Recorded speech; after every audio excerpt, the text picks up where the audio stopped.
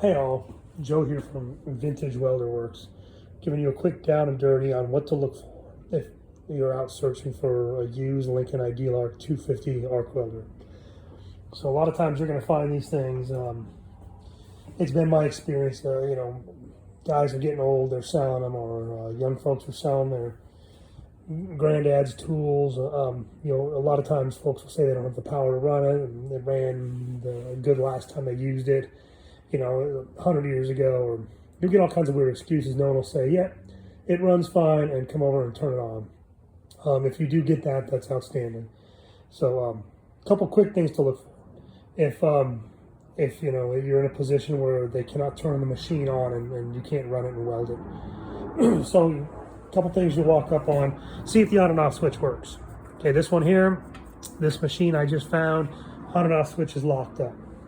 And this machine is a 1970. I found it in northeast Oklahoma.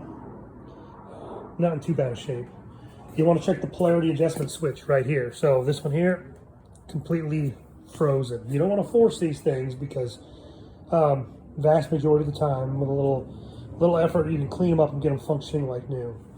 You come to the amp adjustment wheel and you'll try to turn it, and that one is frozen too. You can look down here at the amp pointer needle. This here should not do that. It should be attached to that lever in there. It kind of acts as a pendulum, and when you adjust the transformer, it moves this needle around. You want to check the stud insulators on each side, see if they're intact, because those things they'll crack, and then you can have this stud arcing against your faceplate. You want to check the exterior of the machine. So it's got a series of sheet metal screws all around it.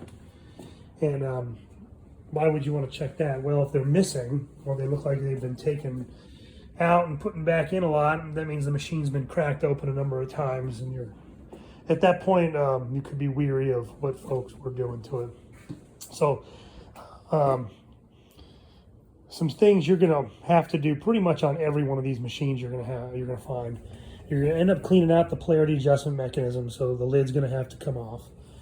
You're gonna end up having to put a little lube on your on and off switch. There's a gear train that sits behind this faceplate, behind this amp adjustment wheel, and there's some bronze bearings in there that require a little bit of WD-40 to keep running good. The transformer mechanism, it pivots on a couple pivot points on the inside of the machine. Those things always do well with a little bit of WD-40 as well. So doing those things, cleaning the machine out real well, all help keep these things running strong for many years. One more thing, pretty much with every machine, you're going to end up having to replace the fan motor bearings or the fan motor. Now, a vast majority of the time you can replace the fan motor bearings. You get a small bearing puller, and you pop the bearings out and look at the code on them, and you can get them on eBay or something. I'll do a video on what that's all about, and then I'll post that as well. But these things are not tough to work on. Don't be scared to take the lids off and clean them out real good. Put a little WD-40 on the pivot points, and then put a new power cord on it and get to welding. Hope this helps.